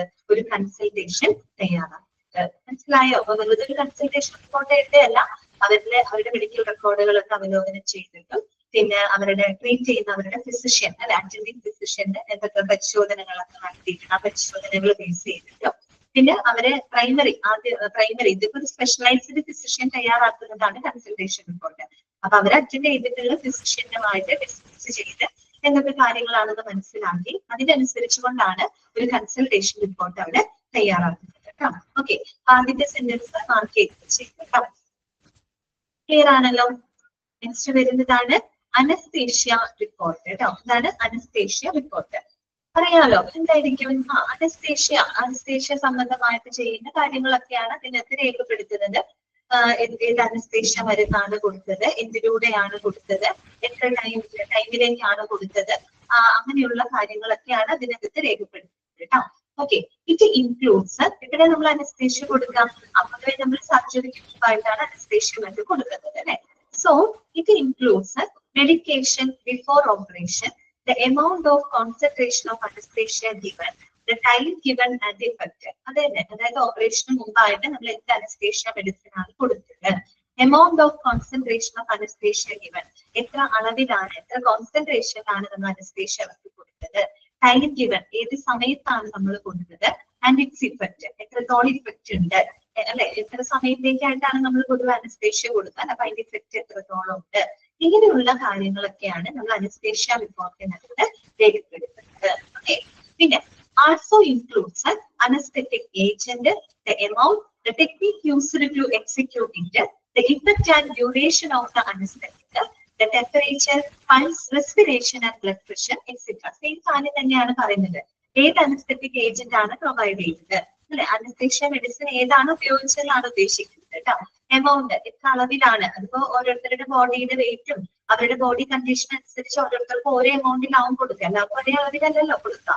ഓക്കെ, ഏത് എമൗണ്ടിലാണ്, ഏത് കോൺസെൻട്രേഷനിലാണ് കൊടുത്തിട്ടുള്ളത്, the technique used to execute it, അതായത് മോഡ് ഓഫ് എക്സിക്യൂഷൻ, ഏത് രീതിയിലാണ് അനസ്തേഷ്യ കൊടുത്തത്. നമ്മള് ഡിപ്പാർട്ട്മെന്റ് പഠിച്ചപ്പോ അനസ്തേഷ്യ പറഞ്ഞപ്പോ നമ്മൾ പറഞ്ഞു അല്ലെ, അതിന്റെ IV വഴിയായിട്ട് നമുക്ക് കൊടുക്കാം, അല്ലെങ്കിൽ മാസ്ക് മുഖേന നമുക്ക് കൊടുക്കാം എന്നൊക്കെ നമ്മൾ അവിടെ പഠിച്ചിട്ടുണ്ട്. ഏത് മോഡ്, ഏത് രീതിയിലാണ് നമ്മൾ മാസ്ക് വഴിയായിട്ടാണോ IV വഴിയായിട്ടാണോ എക്സിക്യൂട്ട് ചെയ്തിട്ടുള്ളത് എന്നുള്ളത് നോക്കുക. അതുപോലെ ഹിറ്റ് ഇഫക്റ്റ് അറിയാലോ, എത്ര എഫക്റ്റ് ഉണ്ട്, ആൻഡ് ഡ്യൂറേഷൻ ഓഫ് അനസ്തേഷ്യ, എത്ര നേരത്തേക്കായിട്ടാണ് നമ്മൾ അനസ്തേഷ്യ കൊടുത്തിട്ടുള്ളത്. അതോടൊപ്പം നമ്മൾക്കറിയാം temperature, pulse, respiration, blood pressure ഒക്കെ നമ്മൾ മോണിറ്റർ ചെയ്യും. അത് എവിടെ പഠിച്ചിട്ടുണ്ട്, ഡിപ്പാർട്ട്മെന്റിനകത്ത് നമ്മൾ പറഞ്ഞിട്ടില്ലേ, നമ്മൾ അനസ്തേഷ്യ കൊടുക്കുമ്പോൾ ആ സമയത്ത് അനസ്തേഷ്യ സ്പെഷ്യലിസ്റ്റ് എന്ത് ചെയ്യും, ബ്ലഡ് പ്രഷർ, അതിന്റെ റെസ്പിറേഷൻ, ഇതൊക്കെ കണ്ടിന്യൂസ് മോണിറ്റർ ചെയ്യുന്നുണ്ടാവും അല്ലെ. ഇങ്ങനെയുള്ള കാര്യങ്ങളൊക്കെ ഏതിനകത്തായിരിക്കും രേഖപ്പെടുത്താം, അനസ്തേഷ്യ റിപ്പോർട്ടിനകത്ത് രേഖപ്പെടുത്താം. ക്ലിയർ ആണല്ലോ. അടുത്തത് കേട്ടോ, നെക്സ്റ്റ് വരുന്നതാണ് ഓപ്പറേഷൻ റിപ്പോർട്ട്. അറിയാലോ, സർജറി അനസ്തേഷ്യ കഴിഞ്ഞു, പിന്നെ അടുത്ത എന്താണ്, ഓപ്പറേഷൻ ആണ്. അപ്പൊ ഓപ്പറേഷൻ റിപ്പോർട്ടിൽ എന്തായിരിക്കും, ഓപ്പറേഷൻ സംബന്ധമായിട്ടുള്ള എല്ലാ ഡീറ്റെയിൽസും ആ ഒരു റിപ്പോർട്ടിനകത്ത് ഉണ്ടായിരിക്കും. So it includes consent for surgery, അത് നമ്മൾ ഓൾറെഡി പഠിച്ചു അല്ലെ. സർജറി ഒക്കെ ചെയ്യണമെങ്കിൽ നമുക്ക് എന്ത് ആവശ്യമാണ്, സ്പെഷ്യൽ കൺസെന്റ് ആവശ്യമാണ്. ആദ്യം തന്നെ ഓപ്പറേഷൻ റിപ്പോർട്ടിനകത്ത് ആദ്യം തന്നെ എന്താ ഉണ്ടായിരിക്കുക, കൺസെന്റ് ഫോർ ദ സർജറി, സർജറിക്ക് സമ്മതമാണെന്നുള്ള ആ ഒരു പേഷ്യന്റിന്റെ ആ ഒരു കൺസെന്റ് ഫോം അതിനകത്ത് ഉണ്ടായിരിക്കും. പിന്നെ pre anaesthesia, anaesthesia and post anaesthesia report and operative report, അതായത് അനസ്തേഷ്യ ഇരുന്നതിനും സർജറിക്ക് മുമ്പ് അനസ്തേഷ്യ കൊടുക്കണം. ഓക്കെ, അപ്പൊ അനസ്തേഷ്യക്ക് മുമ്പുള്ള അവരുടെ അവസ്ഥ, ഡ്യൂറിംഗ് അനസ്തേഷ്യ, അനസ്തേഷ്യ സമയത്ത് അവരുടെ അവസ്ഥ, പോസ്റ്റ് അനസ്തേഷ്യ, അനസ്തേഷ്യക്ക് ശേഷം, ഇത് ഇതിന്റെ ഭാഗമായിട്ട് നടക്കുന്ന സർജറിയുടെ ഭാഗമായിട്ടുള്ളത് തന്നെയാണ് അല്ലെ. ആൻഡ് ഓപ്പറേറ്റീവ് റിപ്പോർട്ട്, അവരുടെ സർജറി സംബന്ധമായിട്ടുള്ള റിപ്പോർട്ടുകളും മറ്റ് സ്റ്റേറ്റ്മെന്റ്സുകളും ഈ ഒരു റിപ്പോർട്ടിനകത്ത് ഉൾപ്പെടുത്തിയിരിക്കും. പിന്നെന്താ പറയുന്നത്, a pre operative diagnosis should be recorded before the surgery. അതാണ് a pre operative diagnosis should be recorded before the surgery. സർജറിക്ക് മുൻപായിട്ട് പ്രീ ഓപ്പറേറ്റീവ് ഡയഗ്നോസിസ് കൃത്യമായിട്ട് റെക്കോർഡ് ചെയ്തിരിക്കും. നമ്മൾ സർജറിക്ക് മുമ്പായിട്ട് കുറെ തയ്യാറെടുപ്പുകളും മറ്റും നടത്തും അല്ലെ. അപ്പൊ അതിനെ സംബന്ധിച്ചുള്ള പ്രീ ഓപ്പറേറ്റീവ്, അതായത് സർജറിക്ക് മുമ്പ് അവരുടെ അവസ്ഥ എന്തായിരുന്നു അവരുടെ ഹെൽത്ത് സ്റ്റാറ്റസ്, ഓക്കെ, അങ്ങനെയുള്ള കാര്യങ്ങൾ, അതാണ് പ്രീ ഓപ്പറേറ്റീവ് ഡയഗ്നോസിസ് എന്ന് പറയുന്നത് കേട്ടോ. ഓക്കെ, ആ ഒരു കാര്യം തിരുത്താൻ വേണ്ടിയിട്ടായിരിക്കും സർജറി ചെയ്യുന്നുണ്ടാവും. അപ്പൊ സർജറിക്ക് ഉണ്ടായിരുന്ന രോഗിയുടെ അവസ്ഥ എന്തായിരുന്നു, ഹെൽത്ത് സ്റ്റാറ്റസ് എന്തായിരുന്നു, കറക്റ്റ് ഡയഗ്നോസിസ് എന്തായിരുന്നു എന്നുള്ള പ്രീ ഓപ്പറേറ്റീവ് ഡയഗ്നോസിസ് കൃത്യമായിട്ട് അവിടെ സർജറിക്ക് മുൻപായിട്ട് തന്നെ റെക്കോർഡ് ചെയ്തിരിക്കണം. പിന്നെന്താണ് പറയുന്നത്, it involves full description of the detection, both normal and abnormal, the organs explored, procedure, switches, drains and sponges used, name of surgeons and assistants. അതിനോടൊപ്പം തന്നെ, അതായത് ആ ഒരു സർജറിയുടെ ഭാഗമായിട്ട് എന്തൊക്കെ full description of the detection both normal and abnormal, ആ ഒരു പേഷ്യന്റിന്റെ ശരീരത്തിന് നോർമൽ ആയിട്ടും അബ്നോർമൽ ആയിട്ടുള്ള എല്ലാ ഡിറ്റക്ഷൻസും, ഇതെല്ലാം കാര്യങ്ങൾ ഡിറ്റക്ട് ചെയ്തിട്ടുണ്ടോ അതിന്റെ ഡീറ്റെയിൽസുകൾ ഇതിനകത്ത് രേഖപ്പെടുത്തിയിട്ടുണ്ടായിരിക്കും. അതുപോലെ ഓർഗൻസ് എക്സ്പ്ലോർഡ്, ഏതൊക്കെ ഓർഗൻസുകളാണ് അതിനകത്ത് അതായത് സർജറിയിൽ ഏത് ഓർഗനിലാണ് അവർ സർജറി ചെയ്യുന്നത്, അതുമായിട്ട് ബന്ധപ്പെട്ട് വരുന്ന ഓർഗൻസുകൾ എന്തൊക്കെയാണ്, അതൊക്കെ അതിനകത്ത് എഴുതണം. ഓക്കെ, അതുപോലെ പ്രൊസീജിയേഴ്സ്, അതിന്റെ സർജിക്കൽ പ്രൊസീജിയർ ആണ് അവിടെ നടത്തിയിട്ടുള്ളത്. സ്വിച്ചേഴ്സ് എന്ന് വെച്ചാൽ ശരിക്കും തുന്നൽ എന്നാണ് ഉദ്ദേശിക്കുന്നത്. സർജറിയുടെ ഭാഗമായിട്ട് നടത്തുന്ന സ്റ്റിച്ചിങ്ങുകള്, കാര്യങ്ങള്, അതിനെ പറ്റി അതിന് ഉപയോഗിക്കുന്ന മെറ്റീരിയലുകള്, അതൊക്കെ അതിനകത്ത് എഴുതണം കേട്ടോ. അതുപോലെ drains and sponges used, surgery ചെയ്യുന്ന സമയത്ത് നമുക്ക് ബ്ലഡ്, മറ്റുള്ള ബോഡി ഫ്ലൂയിഡ്സുകളൊക്കെ ഡ്രെയിൻ ചെയ്യുന്നതായിട്ട് വരില്ല. അപ്പൊ അതിനുപയോഗിച്ച ഡ്രെയിൻസുകള്, അതുപോലെ സ്പോഞ്ചസ്, സർജറിയുടെ ഭാഗമായിട്ടൊക്കെ ഉപയോഗിക്കുന്ന മറ്റു പല സാധനങ്ങളും ഉണ്ടാവും, എക്യുപ്മെന്റ്സുകൾ, സ്പോഞ്ചസ് ഒക്കെ ഉപയോഗിക്കും. അതൊക്കെ കൃത്യമായിട്ട് അത് അവിടെ എഴുതിയിട്ടുണ്ടാവണം. ഒപ്പം name of surgeons and assistance, ആ ഒരു ഓപ്പറേഷൻ ചെയ്തിട്ടുള്ള സർജൻ ആരാണെന്നും അദ്ദേഹത്തിന് സപ്പോർട്ടിംഗ് ബെനിഫിഷ്യൽ സ്റ്റാഫുകൾ ആരൊക്കെയാണ്, അവരുടെ പേര് വിവരങ്ങൾ ഉൾപ്പെടെ ഈ ഒരു ഓപ്പറേഷൻ റിപ്പോർട്ടിനകത്ത് ഉണ്ടായിരിക്കണം. ഓക്കെ, ക്ലിയർ ആണോ? മനസ്സിലായോ? ഓക്കെ അല്ലേ? നെക്സ്റ്റ് വരുന്നതാണ് റിക്കവറി റൂം റെക്കോർഡ് കേട്ടോ. എന്താണ് റിക്കവറി റൂം റെക്കോർഡ്? അപ്പോ ഒരു അനസ്തേഷ്യ കഴിഞ്ഞു, സർജറി കഴിഞ്ഞു, ഓപ്പറേഷൻ റിപ്പോർട്ട്, ദെൻ എന്താണ് മറ്റേ റിക്കവറി ആണ് അല്ലെ. ഓപ്പറേഷൻ ഒക്കെ കഴിഞ്ഞ് നമ്മൾ എന്ത് ചെയ്യാൻ അവരെ വാർഡിലോട്ട് എങ്ങനെ അവരെ ട്രാൻസ്ഫർ ചെയ്ത് കൊണ്ടുവരണം. അപ്പോഴും സൂക്ഷിക്കേണ്ട ചില ഡീറ്റെയിൽസ് ഉണ്ട് അല്ലെ. അതാണ് റിക്കവറി റൂം റെക്കോർഡ് കേട്ടോ. അണ്ടർലൈൻ ചെയ്ത് വെച്ചേക്കാം. It involves complete record from the time the patient leaves the operating room till he reaches the nursing room. Underline ചെയ്തിരിക്കുക കേട്ടോ. അതായത് ഒരു രോഗി ഓപ്പറേഷൻ റൂം വിടുന്നത് തൊട്ട് ഒരു നഴ്സിംഗ് റൂം എത്തുന്നത് വരെയുള്ള എല്ലാ ഡീറ്റെയിൽസും രേഖപ്പെടുത്തുന്നതാണ് റിക്കവറി റൂം റെക്കോർഡ് എന്ന് പറയുന്നത്. റിക്കവറി റൂം റെക്കോർഡിനകത്ത് നമ്മൾ എന്ത് ഡീറ്റെയിൽസ് ആണ് രേഖപ്പെടുത്തുന്നത്? ആ ഒരു പേഷ്യന്റ് എന്താണ് ഓപ്പറേഷൻ റൂം അല്ലെ, ഓപ്പറേറ്റിംഗ് റൂം വിടുന്നത് തൊട്ട് ഒരു നഴ്സിംഗ് റൂമിൽ എത്തുന്നത് വരെയുള്ള അവരുടെ ഡീറ്റെയിൽസുകളാണ് എന്തിനകത്ത് രേഖപ്പെടുത്തുന്നത്? റിക്കവറി റൂം റെക്കോർഡിനകത്ത് രേഖപ്പെടുത്തുന്നത്. So it involves the complete record from the time the patient leaves the operating room till he reaches the nursing room. Okay. Next വരുന്നത് നഴ്സിംഗ് നോട്ട്സ്. ആ പേര് സൂചിപ്പിക്കുന്നത് പോലെ തന്നെ ആരായിരിക്കും ഇത് രേഖപ്പെടുത്തുന്നത്? നഴ്സസ് ആയിരിക്കും. നഴ്സിന്റെ രേഖപ്പെടുത്തലുകളാണ് നഴ്സിംഗ് നോട്ട്സ് എന്ന് പറയുന്നത്. So it includes the nurse's observation of the patient, care and treatment given to the patient, and the patient's response to the treatment. അതായത് നമ്മൾ ഒരു രോഗിയെ പറ്റിയിട്ടുള്ള നഴ്സിന്റെ ഒബ്സർവേഷൻ ആണ് കേട്ടോ.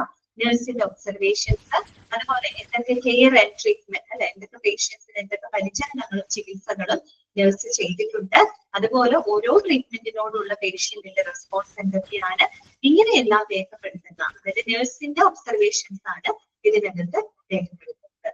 ഓക്കെ, പിന്നെന്താണ്? It narrates the patients requirement, problems, capabilities and limitations in respect of the patient behavior അല്ലെ. അതിനോടൊപ്പം തന്നെ എന്താണ് പേഷ്യന്റിന്റെ സ്വഭാവത്തിനനുസരിച്ച് അല്ലെ, പേഷ്യന്റിന്റെ ബിഹേവിയറിനെ അടിസ്ഥാനപ്പെടുത്തിക്കൊണ്ട് അവരുടെ റിക്വയർമെന്റ്സ്, അവരുടെ ആവശ്യങ്ങൾ എന്തൊക്കെയാണ്, അവര് നേരിടുന്ന പ്രോബ്ലംസ് എന്തൊക്കെയാണ്, പല പ്രശ്നങ്ങളും ബുദ്ധിമുട്ടുകൾ ഉണ്ടായിരിക്കും, പ്രോബ്ലംസ് എന്തൊക്കെയാണ്, പിന്നെ അവരുടെ കേപ്പബിലിറ്റീസ് ആൻഡ് ലിമിറ്റേഷൻസ് അല്ലെ, നമുക്ക് എന്തൊക്കെ സാധിക്കും, എന്തൊക്കെ അവർക്ക് പരിമിതികളുണ്ട്, രോഗാവസ്ഥയിലാണ്. സോ അവർക്ക് ഒരുപാട് ലിമിറ്റേഷൻസ് ഉണ്ടാവും, ധാരാളം പരിമിതികൾ ഉണ്ടായിരിക്കും. പക്ഷെ എന്തൊക്കെ കാര്യങ്ങൾക്കുള്ള കേപ്പബിലിറ്റി അവർക്ക്, എന്തൊക്കെ കാര്യങ്ങൾ അവർക്ക് ചെയ്യാൻ സാധിക്കുന്നുണ്ട്, ഇങ്ങനെയുള്ള എല്ലാ വിവരങ്ങളും നമ്മൾ എന്തിനകത്ത് രേഖപ്പെടുത്തും? നഴ്സിംഗ് നോട്ടിനകത്ത് ഡോക്യുമെന്റ് ചെയ്യും. ഓക്കെ, ലാസ്റ്റ് പറയുന്നത് this document includes statements of nursing measures which has to be taken to facilitate the medical care provided. അതാണ് അതിന്റെ കറക്റ്റ് ഡെഫിനിഷൻ. നഴ്സിംഗ് നോട്ടിന്റെ കറക്റ്റ് ഡെഫിനിഷൻ എന്താണ്? This document include the statement of the nursing measures which has to be taken to facilitate the medical care provided. അല്ലെ, നമ്മൾ രോഗിക്ക് കൊടുക്കുന്ന ആ പരിചരണങ്ങളെ facilitate ചെയ്യുന്നതിന് വേണ്ടിയിട്ട് എന്തെല്ലാം മെഷേഴ്സുകൾ, എന്തെല്ലാം നടപടിക്രമങ്ങൾ ഒരു നഴ്സ് എടുത്തിട്ടുണ്ട് എന്നതിനെ പറ്റിയിട്ടുള്ള എല്ലാ സ്റ്റേറ്റ്മെന്റുകളും ഇതിനകത്തുണ്ടാവും, നഴ്സിംഗ് നോട്ടിനകത്ത് രേഖപ്പെടുത്തി. ഇപ്പൊ ഡോക്ടർ വരുന്നു, ഡോക്ടർ പല നിർദ്ദേശങ്ങൾ കൊടുക്കും, രോഗിക്ക് ഇന്ന ചികിത്സകളുടെ കാര്യങ്ങൾ കൊടുക്കുക, പിന്നെ മരുന്നുകളൊക്കെ കൊടുക്കണമെന്ന് ജസ്റ്റ് പറഞ്ഞ് ഡോക്ടർ പോകും. പിന്നീടുള്ള കാര്യങ്ങൾ ചെയ്യുന്നത് കംപ്ലീറ്റ് ആരാണ്? നഴ്സാണ് അല്ലെ. അപ്പൊ ആ ഡോക്ടർക്ക് കൊടുക്കുന്ന പേഷ്യന്റിന് കൊടുക്കുന്ന പരിചരണത്തിന് ഫെസിലിറ്റേറ്റ് ചെയ്യാനായിട്ട് അല്ലെ, അതിന് സൗകര്യപ്പെടുത്താൻ നഴ്സ് എന്തൊക്കെ മെഷേഴ്സുകൾ എടുത്തിട്ടുണ്ട് എന്നുള്ളതിനെ പറ്റിയുള്ള കംപ്ലീറ്റ് ഡീറ്റെയിൽസ് നമുക്ക് ആ ഒരു നഴ്സിംഗ് നോട്ടിനകത്ത് കാണാനായിട്ട് സാധിക്കും. ഓക്കെ, ക്ലിയർ ആണല്ലോ പറഞ്ഞത്? എളുപ്പമുണ്ട് കേട്ടോ. നെക്സ്റ്റ് വരുന്നതാണ് TPR ചാർട്ട്. ഇമ്പോർട്ടന്റ് ആണ്. T stands for in TPR ചാർട്ടിൽ T stands for അല്ലെങ്കിൽ P stands for R stands for എന്താണെന്ന് ചോദിക്കാറുണ്ട് കേട്ടോ. TPR ചാർട്ട് എന്ന് പറഞ്ഞാൽ എന്തൊക്കെയാണ്? Temperature, pulse, respiration. Okay, T stands for temperature, P stands for pulse and R stands for respiration. മാറിപ്പോകുന്നത് വേറെ എന്തെങ്കിലും എടുത്തു തരും, മാറിപ്പോകുന്നത്. So the temperature, pulse, respiration and blood pressure measurements are listed in this form. Okay, TPR chart എന്ന് പറയുമ്പോൾ vitals ആണ്, അവരുടെ temperature എത്രയാണ്, അവരുടെ പൾസ് എന്തോരുണ്ട്, അവരുടെ റെസ്പിറേഷൻ, ഇങ്ങനെയുള്ള കാര്യങ്ങളൊക്കെയാണ് TPR ചാർട്ടിനകത്ത് രേഖപ്പെടുത്തുന്നത്. ഓക്കെ, എന്താണ്? മെഡിക്കേഷൻ ഷീറ്റ് അല്ലെ. മെഡിക്കേഷൻ ഷീറ്റ് ആ പേര് സൂചിപ്പിക്കുന്നത് പോലെ നമുക്കറിയാം എന്താണ് രോഗിക്ക് കൊടുക്കുന്ന മരുന്നുകളെ പറ്റിയിട്ടുള്ള ഡീറ്റെയിൽസ് ആയിരിക്കും മെഡിക്കേഷൻ ഷീറ്റിനകത്ത് ഉൾപ്പെടുത്തുന്നത്. So it provides documentation of the medicines given orally, topically, by inhalation and infusion. അതെല്ലാം ചെയ്തിരിക്കുക കേട്ടോ. അതായത് നമ്മൾ രോഗിക്ക് കൊടുക്കുന്ന മെഡിസിൻസിനെ പറ്റിയിട്ടുള്ള കംപ്ലീറ്റ് ഡോക്യുമെന്റേഷൻ ആയിരിക്കും ഇതിനകത്തുണ്ടായിരിക്കും. That means medicines given orally, നമ്മൾ വായിലൂടെ കൊടുക്കുന്ന മരുന്നുകള്. ടോപ്പിക്കലി എന്ന് പറഞ്ഞാൽ എന്താണ്? Application of medicines directly into the body surface. നമ്മൾ നേരിട്ട് ബോഡി സർഫസിൽ അപ്ലൈ ചെയ്യുന്ന മരുന്നുകൾ, ഇപ്പൊ ഓയിൽമെന്റുകളൊക്കെ ഉണ്ടാകും. ഓയിൽമെന്റുകൾ മറ്റേ രോഗങ്ങളൊക്കെ വരുമ്പോൾ ഓയിൽമെന്റുകളൊക്കെ മെഡിസിൻസ് ആയിട്ട് ലോഷൻസ് ഒക്കെ വരാറുണ്ട് അല്ലെ. അതൊക്കെ എന്താണ്? That is directly apply to the body surface. നേരിട്ട് ബോഡി സർഫസിൽ അപ്ലൈ ചെയ്യുന്ന മെഡിക്കേഷൻ, അതിനെയാണ് നമ്മൾ ടോപ്പിക്കലി എന്ന് ഉദ്ദേശിക്കുന്നത് കേട്ടോ. അപ്പൊ ഓറലി വായിലൂടെ കൊടുക്കുന്നതും ടോപ്പിക്കലി കൊടുക്കുന്നതും, അതുപോലെ ബൈ ഇൻഹേലേഷൻ അല്ലെ, നമ്മൾ ശ്വസനത്തിലൂടെ നെബുലൈസ് ഒക്കെ ചെയ്യുന്നത് എങ്ങനെയാണ്? ഇൻഹേലേഷനിലൂടെയാണ് നമ്മൾ മെഡിസിൻസ് എടുക്കുന്നത് അല്ലെ. നെബുലൈസ് ഒക്കെ ചെയ്യുമ്പോൾ അത്തരത്തിൽ ഇൻഹേലേഷനിലൂടെയും. ആൻഡ് ഇൻഫ്യൂഷൻ മീൻസ് എന്താണ്? ഇഞ്ചക്ഷനിലൂടെ ഒക്കെ നമ്മൾ കൊടുക്കില്ലേ, ഇഞ്ചക്ട് ചെയ്യില്ലേ മരുന്നുകള്. അപ്പൊ പല രീതിയിൽ നമുക്ക് മരുന്ന് ഒരാളിനെ അഡ്മിനിസ്റ്റർ ചെയ്യാം അല്ലെ. അപ്പൊ ഏതൊക്കെ രീതികളിലാണ് മരുന്ന് അഡ്മിനിസ്റ്റർ ചെയ്യുന്നത്, എന്തൊക്കെ മരുന്നുകളാണ് കൊടുക്കുന്നത് എന്നതിനെ പറ്റിയിട്ടുള്ള ഡീറ്റെയിൽസ് ആയിരിക്കും മെഡിക്കേഷൻ ഷീറ്റിനകത്ത് ഉണ്ടായിരിക്കും. ഓക്കെ, അതോടൊപ്പം തന്നെ നോക്കിയേ, date, time, name of drug, dose and route by which was given are documented after the drug has administered. ഇനി മരുന്ന് കൊടുത്തതിന് ശേഷം ആ മരുന്ന് കൊടുത്ത് ഡേറ്റ് വിത്ത് ടൈം അടക്കം കേട്ടോ, ഇത് സമയത്ത് കൊടുത്തു. നെയിം ഓഫ് ഡ്രഗ്, ഏത് മരുന്നാണ് കൊടുത്തത്, അതിന്റെ പേര്, അതിന്റെ ഡോസ്, എത്ര അളവിലാണ്, എത്ര ഡോസിലാണ് അത് കൊടുത്തത്. ആൻഡ് റൂട്ട് ബൈ വിച്ച്, ഏത് റൂട്ടിലൂടെ, മോഡ് ഓഫ് എന്താണ്, മോഡ് ഓഫ് എന്താ പറയാ അഡ്മിനിസ്ട്രേഷൻ, ഏത് രീതിയിലാണ്, ഓറലി ആണോ, ടോപ്പിക്കലി ആണോ, ഇൻഹേലേഷനിലൂടെയാണോ, ഇൻഫ്യൂഷനിലൂടെയാണോ, ഏത് റൂട്ടിലൂടെയാണ് മരുന്ന് അഡ്മിനിസ്റ്റർ ചെയ്ത് എന്നതിന്റെ വിശദാംശങ്ങളൊക്കെ മെഡിക്കേഷൻ ഷീറ്റിൽ രേഖപ്പെടുത്തും. ഓക്കെ, ക്ലിയർ ആയി വിചാരിക്കുന്നു.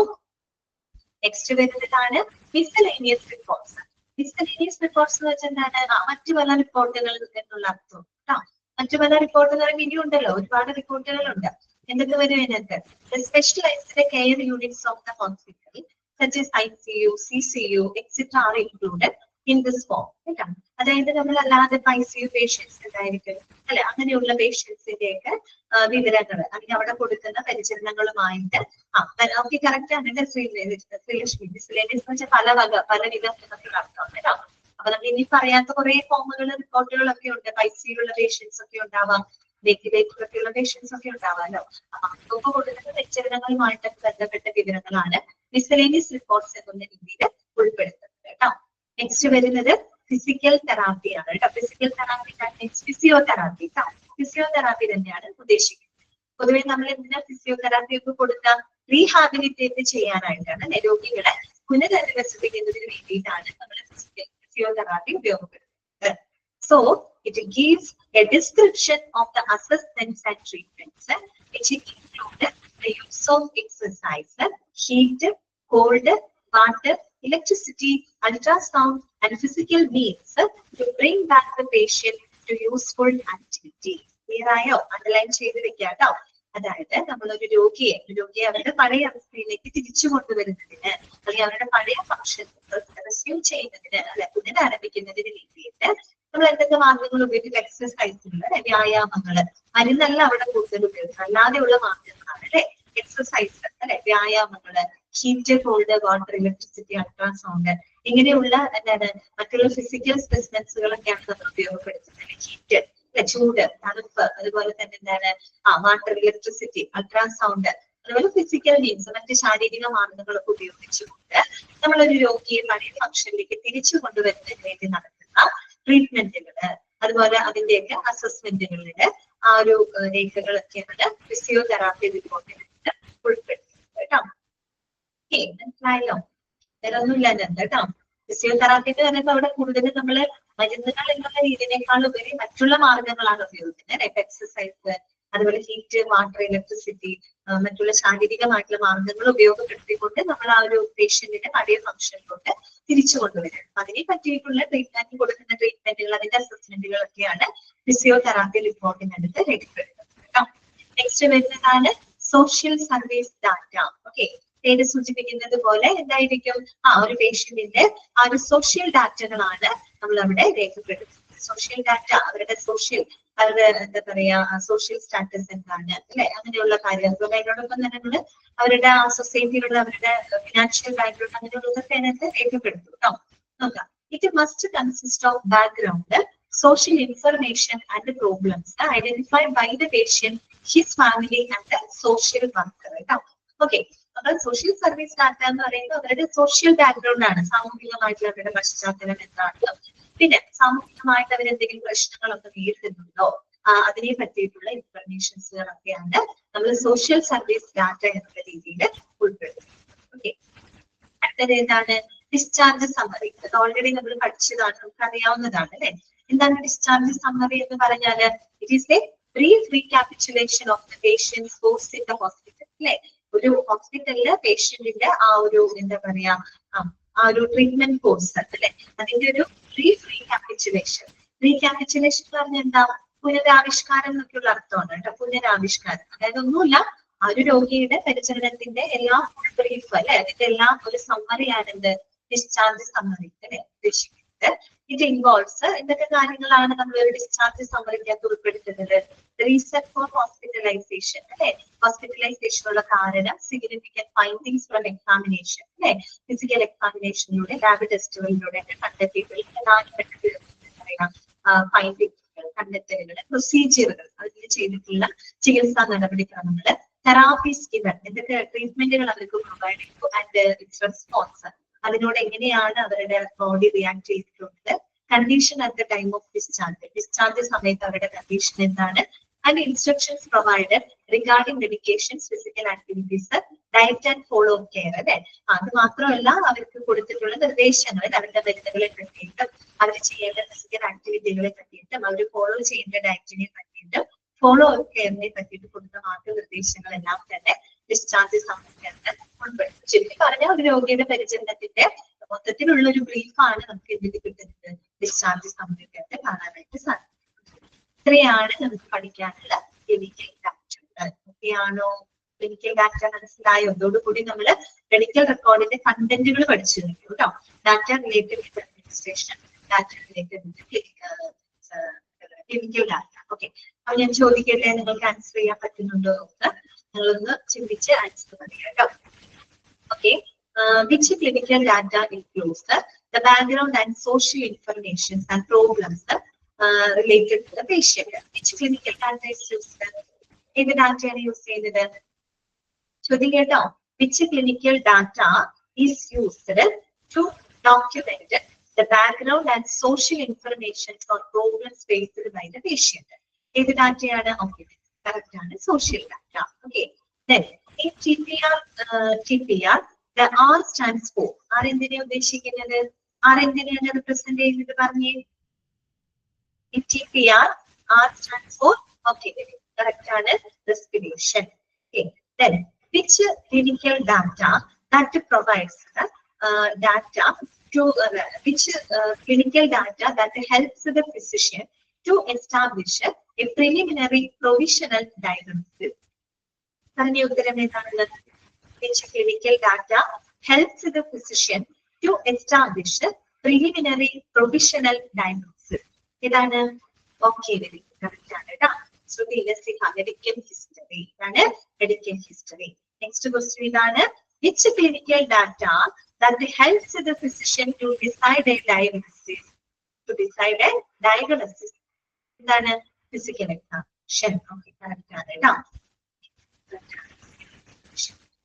Then next വരുന്നത് serography, thermography, ultrasonography included in which data? In which clinical data the serography, അതുപോലെ thermography, ultrasonography includes? ഇതിലാണ് റേഡിയോളജി റിപ്പോർട്ട്സ്. ഇതാണല്ലോ. പിന്നെ which clinical data contains the doctors, the physician orders, the physician directions to the nurse and supporting staff? Which clinical data includes the doctor's directions to the nurses and supporting staff. ഇതാണ് physician order. Okay. Which clinical data includes the opinion of a patient, the opinion of a physician about their patient. ഇതാണ് which clinical data? ഇതാണ് consultation report. Okay, consultation. ഇങ്ങനെയൊക്കെയുള്ള രീതിയിലായിരിക്കണം അതിൽ questions വരിക. ഒരു idea തരാൻ വേണ്ടി ചോദിച്ചിട്ട് മാത്രമേ കേട്ടോ. ഓക്കെ, നമുക്ക് പറ്റുന്നുണ്ട്, ആൻസർ ചെയ്യാൻ പറ്റുന്നുണ്ട്, അപ്പൊ പ്രശ്നമില്ല. അടുത്തത് കേട്ടോ, നെക്സ്റ്റ് നമുക്ക് പഠിക്കാനുള്ളത് assembling of medical record forms. ഇതിന് വേറെ കാര്യമായിട്ടൊന്നും പഠിക്കാനില്ല കേട്ടോ. ജസ്റ്റ് ആ ഓർഡർ മാത്രമേ നിങ്ങൾ അറിഞ്ഞിരുന്നാൽ മതി. ബാക്കി വെറുതെ അവിടെ കുറെ കൊടുത്തേക്കുന്നതാണ്, അതിന് വേറെ ക്വസ്റ്റ്യൻസോ കാര്യങ്ങളൊന്നും വരാനില്ല കേട്ടോ. നോക്കാം. Assembling of medical record forms. ഇതുവരെ നമ്മൾ കണ്ടതൊക്കെ എന്താണ്? ഓരോരോ മെഡിക്കൽ റെക്കോർഡ് ഫോംസുകളാണ് അല്ലെ നമ്മൾ കണ്ടത്. മെഡിക്കൽ ഡാറ്റയിൽ കുറെ റിപ്പോർട്ടുകൾ, കുറെ ഫോമുകൾ നമ്മൾ കണ്ടു.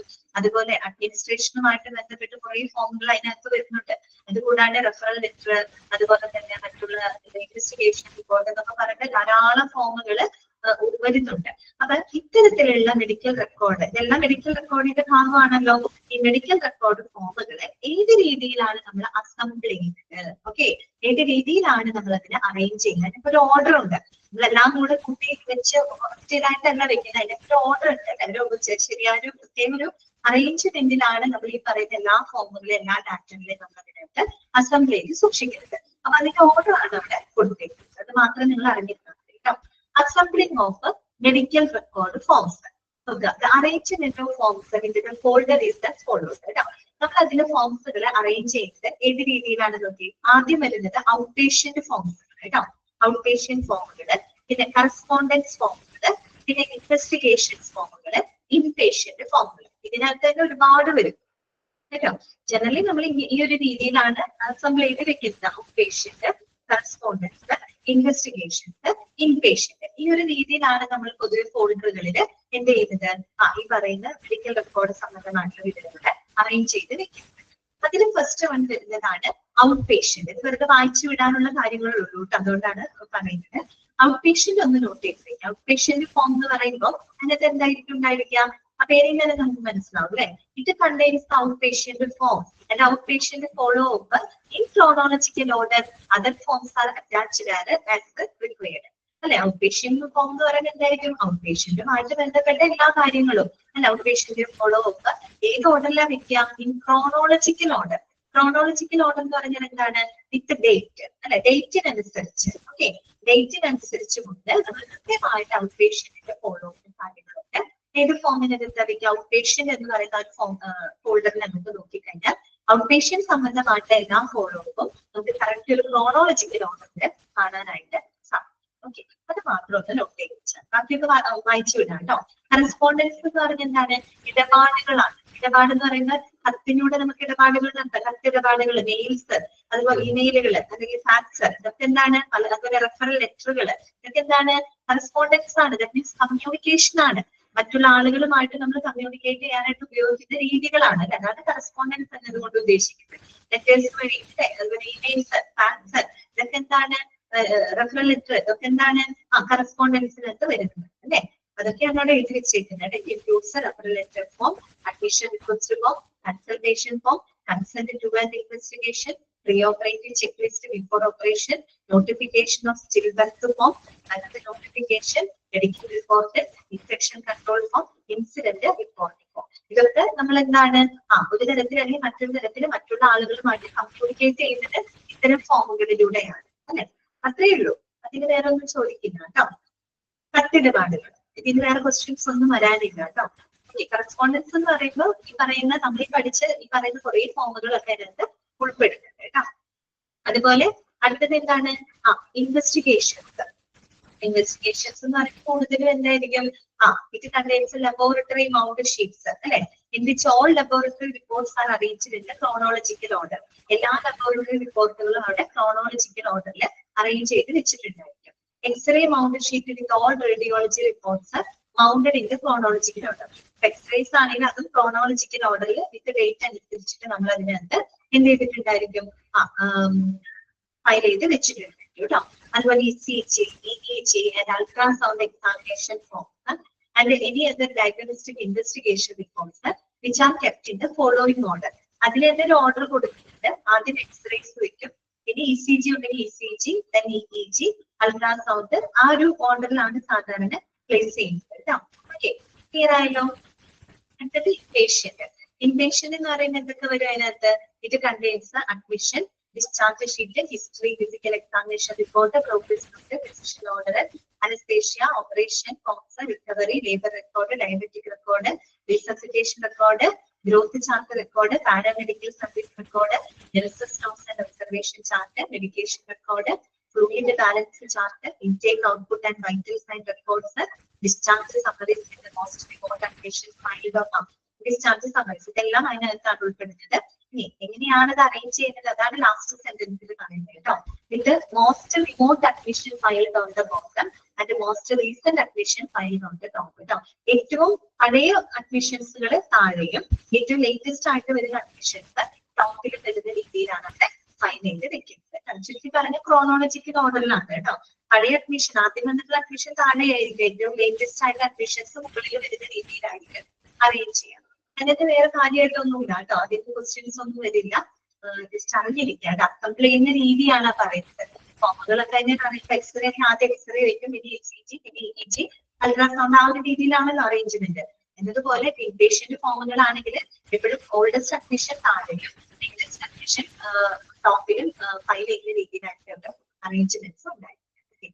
ഇത്രയേ ഉള്ളൂ കേട്ടോ, വെറുതെ വായിച്ചാൽ മനസ്സിലാക്കി.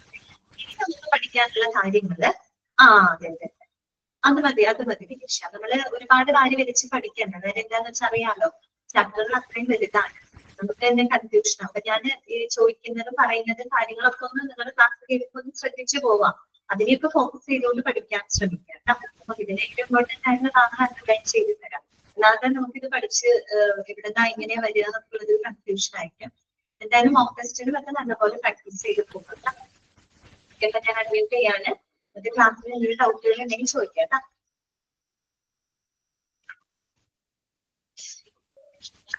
ഇപ്പൊ നമുക്ക് പഠിക്കാനുള്ള ഫയലിംഗ് ഒക്കെ ഇല്ലേ, അതൊക്കെ ഇമ്പോർട്ടന്റ് ആണ്. ഇനി നമ്മൾ മെഡിക്കൽ റെക്കോർഡിൽ പഠിക്കാൻ പോകുന്ന ഫയലിംഗ്, അതുപോലെ ഫോർമാറ്റ് ഒക്കെ ഉണ്ട്, അതൊക്കെ ഫോക്കസ് ചെയ്ത് പഠിക്കേണ്ട ഭാഗമാണ്. അതിന് ക്വസ്റ്റ്യൻസ് ഇതാണ് മെയിൻ ആയിട്ട് കൂടുതൽ ക്വസ്റ്റ്യൻസ് നമ്മൾ കണ്ടിട്ട് കേട്ടോ. ഇനി പഠിക്കാനുള്ളതാണ് ഏറ്റവും ഇമ്പോർട്ടന്റ് ആയിട്ടുള്ള ഭാഗം. അപ്പൊ ശരി, വേറെ കൺഫ്യൂഷൻസ് ഒന്നും ഇല്ലെങ്കിൽ നമുക്ക് അവസാനിക്കാം.